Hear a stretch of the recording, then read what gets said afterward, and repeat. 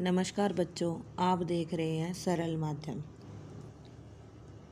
आज का उपविषय है अर्थ के आधार पर वाक्य भेद।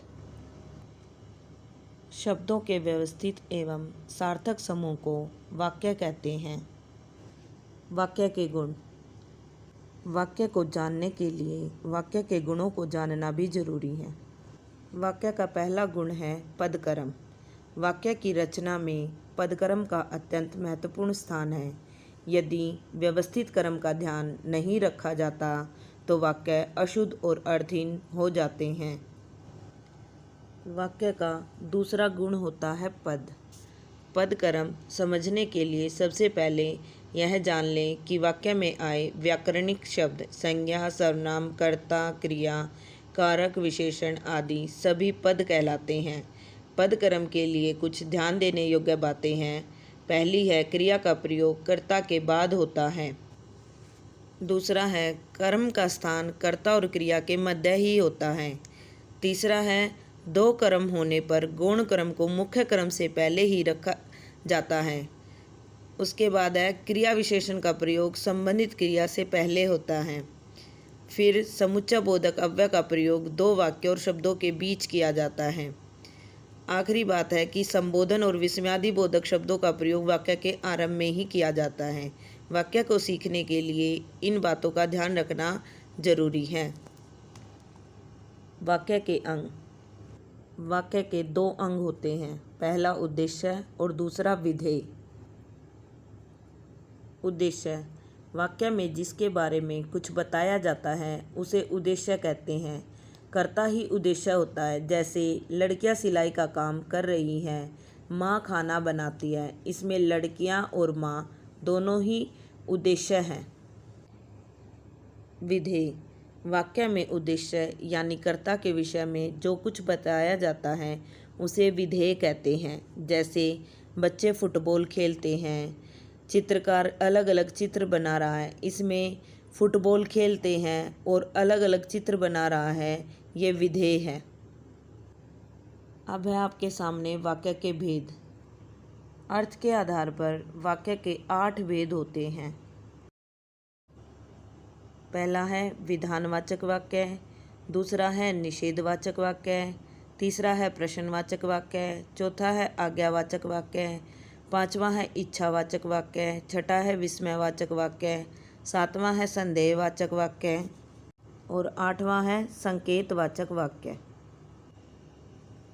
विधानवाचक वाक्य यानी जिन वाक्यों में किसी बात अथवा कार्य के करने या होने का सामान्य बोध हो, यानी जो वाक्य कुछ सूचना प्रदान करते हो, वे विधानवाचक वाक्य कहलाते हैं। जैसे सोनिया बहुत बीमार है, गंगा हिमालय से निकलती है। वाक्य का दूसरा भेद है निषेधवाचक वाक्य। जिन वाक्यों में किसी काम के करने या होने के लिए मना किया जाए उन्हें निषेधवाचक वाक्य कहते हैं। जैसे आज बाजार नहीं जाएंगे, तुम ध्यानपूर्वक नहीं पढ़ रहे हो। तीसरा है इच्छावाचक वाक्य। जिन वाक्यों में इच्छा, आशीर्वाद अथवा शुभ कामना का भाव प्रकट होता है उन्हें इच्छावाचक वाक्य कहते हैं। जैसे ईश्वर आपको दीर्घायु दे, आपकी यात्रा मंगलमय हो। अगला है आज्ञावाचक वाक्य। जिन वाक्यों से आज्ञा, अनुमति, उपदेश, प्रार्थना आदि का भाव प्रकट होता है उन्हें आज्ञावाचक वाक्य कहते हैं। जैसे दरवाज़ा बंद कर दो, तुम अपना गृह कार्य करो।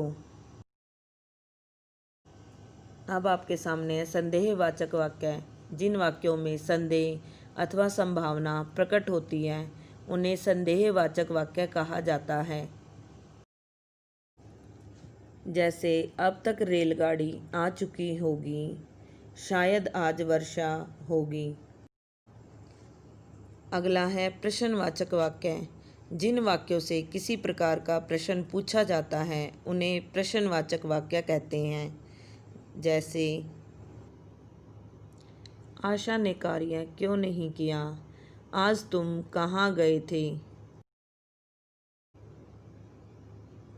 अगला है संकेतवाचक वाक्य। जिन वाक्यों में एक बात अथवा काम का होना दूसरी बात अथवा काम के होने पर निर्भर करता है उन्हें संकेतवाचक वाक्य कहा जाता है। जैसे अगर नरेश ने झूठ ना बोला होता तो उसकी नौकरी ना जाती। यदि वर्षा रुक गई तो समय पर लौट आऊँगी। अब अंतिम यानी 8वां वाक्य है विस्मयवाचक वाक्य। जिन वाक्यों से विस्मय, हर्ष, शोक, घृणा आदि भाव प्रकट होते हैं उन्हें विस्मयवाचक वाक्य कहा जाता है। जैसे आह मज़ा आ गया, शाबाश क्या गोल किया है। तो फ्रेंड्स, अब हमने वाक्य के भेद सीखे। अब उसी के आधार पर अब हम प्रैक्टिस करेंगे। पहला प्रश्न है गंगा हिमालय से निकलती है, तो आपको वाक्य के भेद का नाम बताना है। तो इसके वाक्य का भेद है विधानवाचक वाक्य। दूसरा है क्या शेखर क्रिकेट खेलता है, तो इसका उत्तर है प्रश्नवाचक वाक्य। तीसरा हमारे सामने प्रश्न है यदि वह खेलती होती तो आज खिलाड़ी होती, तो इसमें वाक्य का भेद है संकेतवाचक वाक्य। अगला प्रैक्टिस के लिए प्रश्न है अच्छा वह इतना बढ़िया गाती है, तो इसका उत्तर होगा आपका विस्मयवाचक वाक्य।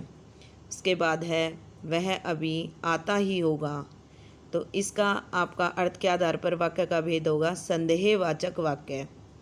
अगला है कई दिन से धूप नहीं निकली है, तो इसका उत्तर होगा आपका निषेधवाचक वाक्य। अगला प्रश्न है हमारे सामने आपकी यात्रा सुखद हो, तो अर्थ के आधार पर वाक्य का भेद है इसमें इच्छावाचक वाक्य। 8वां और अंतिम प्रश्न है करीम फुटबॉल खेलो, तो इसमें अर्थ के आधार पर वाक्य का भेद है आज्ञावाचक वाक्य। धन्यवाद। तो फ्रेंड्स, आज का हमारा ये सेशन यहीं ख़त्म होता है। मैं उम्मीद करती हूँ कि आपको मेरी ये वीडियो पसंद आई होगी। अगर आपको मेरी ये वीडियो पसंद आई हो तो आप मेरी वीडियो को लाइक करना ना भूलें और जाने से पहले मेरे चैनल को सब्सक्राइब ज़रूर करें।